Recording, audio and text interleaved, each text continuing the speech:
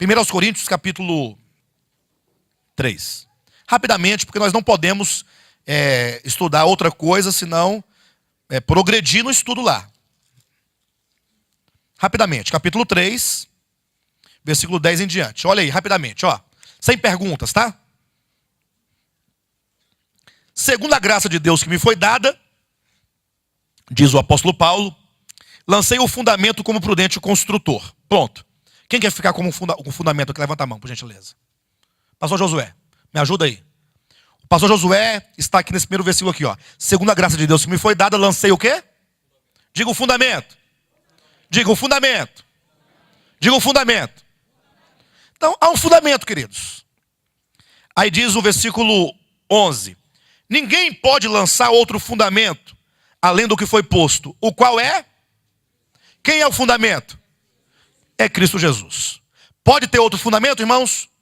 Alguém pode falar que a salvação se dá porque eu dei o dízimo? Se assim o fizer, estará lançando um outro? Quantos fundamentos há na salvação? Só há um fundamento. Então, se eu não der o dízimo, estou perdido. Vocês são corajosos, hein? E se eu não congregar, estou perdido. Irmão, olha, a verdade liberta ou mata. Ou liberta ou mata. Tem muita gente morta porque a verdade caiu da cabeça e ele não deu conta. E eu não estou nem aí para isso. Eu não vou mentir para vocês para tê-los aqui, não. Ou vocês estarão aqui pela verdade ou não estarão por nada. Ninguém fica aqui. Não é não? Nem eu fico aqui.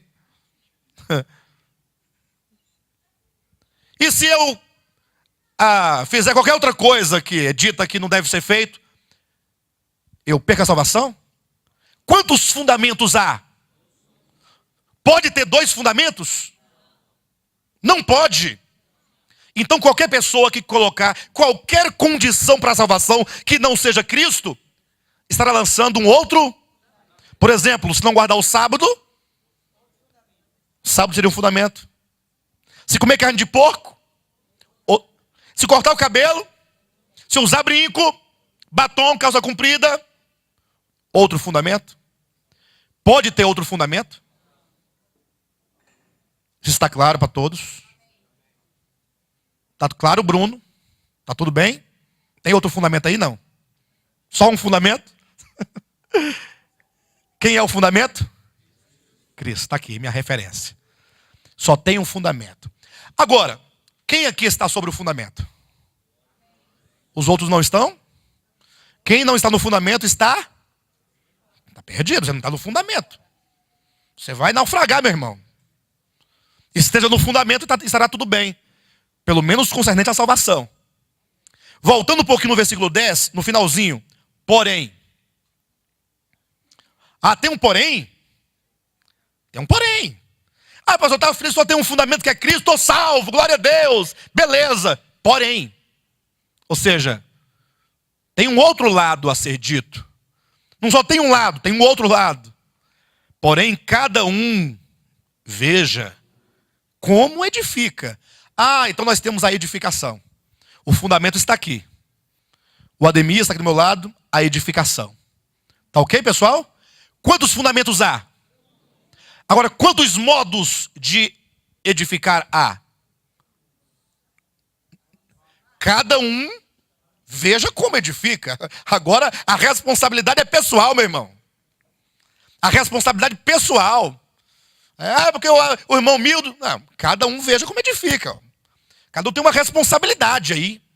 Nessa obra. Existe uma obra, existe uma sobreestrutura. Temos aqui a base, o fundamento, mas tem um edificar.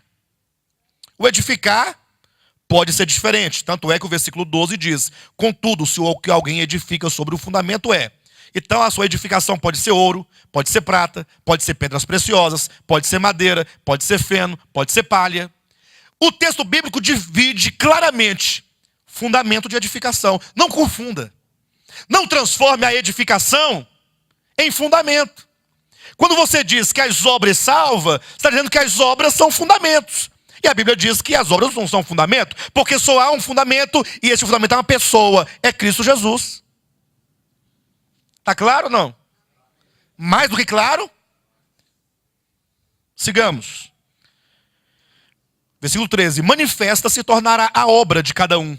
Estamos falando do fundamento ou da edificação? Hã?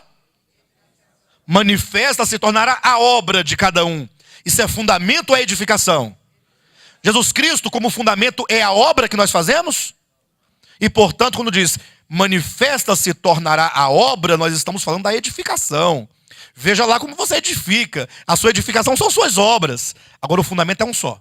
Não há dois fundamentos. Manifesta se tornará a obra de cada um, pois o dia a demonstrará. Ou seja, vai chegar um dia em que tudo vai ser aberto. Tudo vai ser revelado.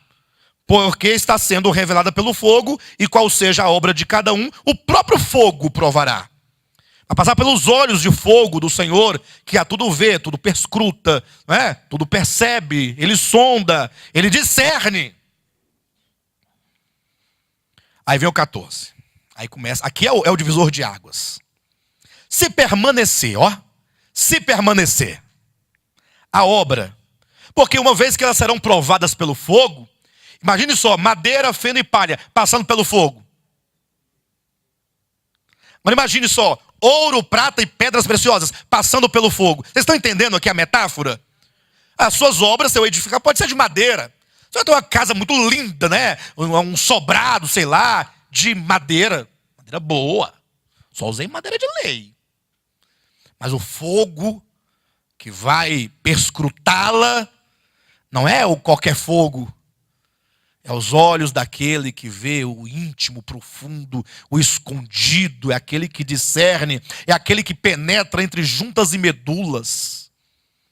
E vai no profundo, é apto para discernir os pensamentos e os propósitos do coração. Então, é um fogo divino. Aí imagina só essa obra grandiosa, belíssima, passando pelo fogo. Quando sai do outro lado, só tem cinza. Não permaneceu. Mas o ouro, quanto mais forte o fogo, mais ele se revela precioso. Porque se havia alguma impureza ali, foi consumida e fica somente a preciosidade. Manifesta, ou melhor, desculpe, versículo 14. Se permanecer a obra de alguém que sobre o fundamento edificou. Permaneceu a minha obra. Não, vamos fazer o seguinte. Vamos dar esse crédito para a irmã Raimunda. Permaneceu as obras da irmã Raimunda. O edificar da irmã Raimunda permaneceu. E por que permaneceu? Porque a natureza das suas obras era de natureza eterna. Ali representado pelo ouro. Imagine só. Aí eu pergunto, bem, se ela teve obras aprovadas porque resistiu ao fogo, então ela tem direito à salvação. Não tem não? Mas se as obras dela foram aprovadas, não tem ela direito à salvação? Mas que coisa é essa? Não tem direito à salvação por causa disso? E por que não? Porque a salvação não é comprado com obras humanas. Não é adquirida. Pode ser ouro, mas não é adquirida por elas. Porque ela está salva porque ela está sobre o fundamento. A única razão porque ela é salva é o fundamento. É o que lhe garante. Ah, pastor, mas não, qual é a graça então de tanto esforço, de tanta entrega, de tanta consagração? Se permanecer a obra de alguém que sobre o fundamento edificou, esse receberá o quê? Recompensa, galardão, prêmio.